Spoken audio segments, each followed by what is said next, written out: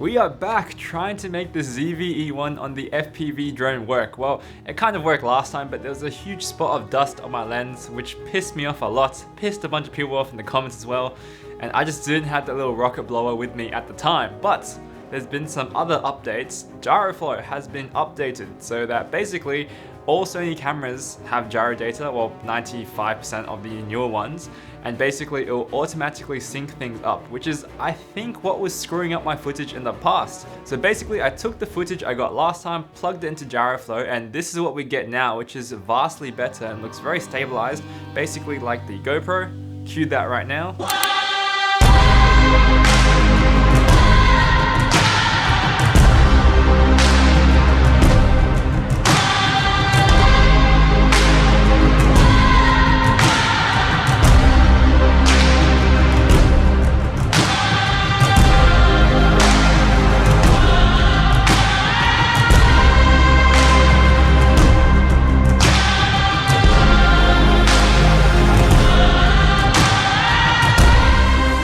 Not too shabby at all. Unfortunately, like you can tell, there's still a freaking spot of dust which looks stupid. So that's why we are getting revenge, and I'm going to get another sunrise going, fly this ZV-E1 plus the Chimera Pro V2 one more time. By the way, the drone's amazing. I still don't even have the proper battery because maybe in the future, once I do some crazy traveling, I'll buy a bigger battery that actually is suited for a 7-inch drone. But for now, we're broke. It is what it is. So let's get an early night's sleep and catch a sunrise tomorrow.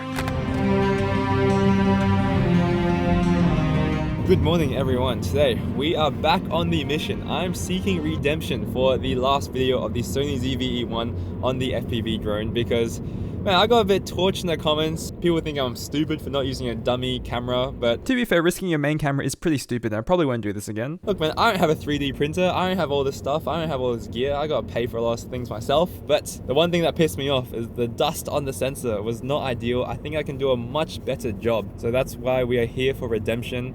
I personally think a lot of people said the IBIS is a cause for vibrations, but at the end of the things, once I tightened all the screws, I genuinely think the footage looked pretty good. It might have been a bit soft because I purposely did that. I had like a mist filter and put a little glow effect on there.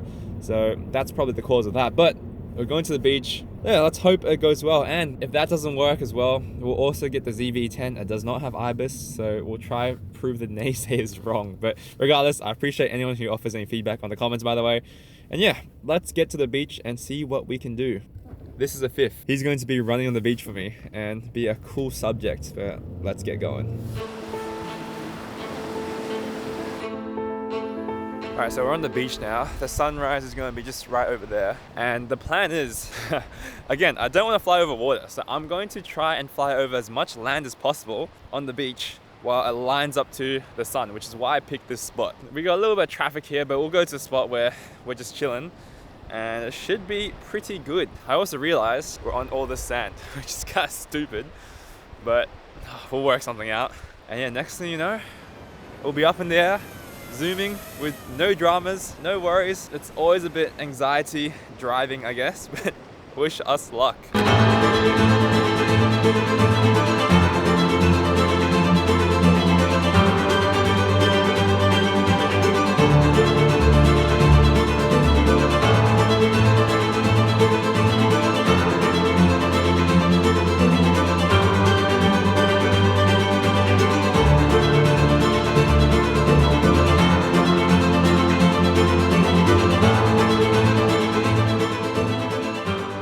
So I just sent the ZV-E1, the expensive camera, and like the naysayer said, it has IBIS, so apparently that might cause vibrations. I'm not sure, we'll find out right now because I'll put the ZV-E10 on, which doesn't have IBIS. We'll see if the footage is marginally better.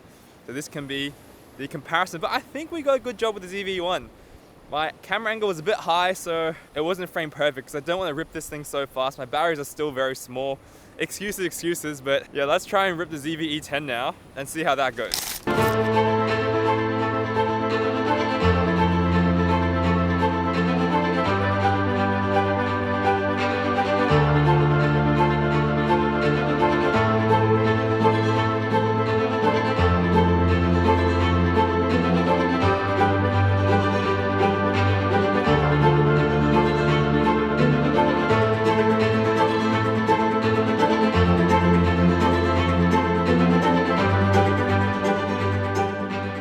ripped the ZV-E10. I think it went pretty well. However, you only know when you're back home watching the footage, so I'll give that conclusion there. But regardless, thank you so much for anyone who watches. I know I sound a bit defensive, but I genuinely appreciate everyone's comments and like all their advice and whatnot. So let's go home, see how it actually looks. But just before that, let's zip the GoPro one more time. I see a bit of an FPV line. Let's fly.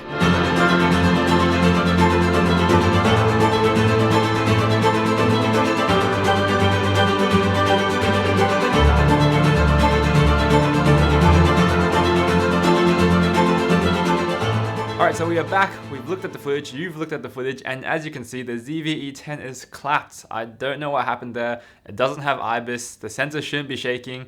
All I would say is that it might have been a bit looser because the ZV-E1 is a bit thicker than the ZV-E10, so the rubber bands may not have held it in place as well, but honestly I thought it was fairly tight already. That's probably the reason, but at the end of the day, I do believe IBIS is not a deal breaker when it comes to having cinematic footage on an FPV drone. I think the most important thing is that my lens is a zoom lens. I think that's a bigger problem. There's probably more moving components in that versus this whole IBIS issue. Regardless, I think the ZV-E1 footage turned out quite good. If you've enjoyed these stupid shenanigans, subscribe. A lot of you guys who watch are not subscribed, so I would appreciate that. Let me know if you want to see anything crazy or any suggestions, anything like that, but we've got a bunch of bangers to come. I'll catch you in the next one.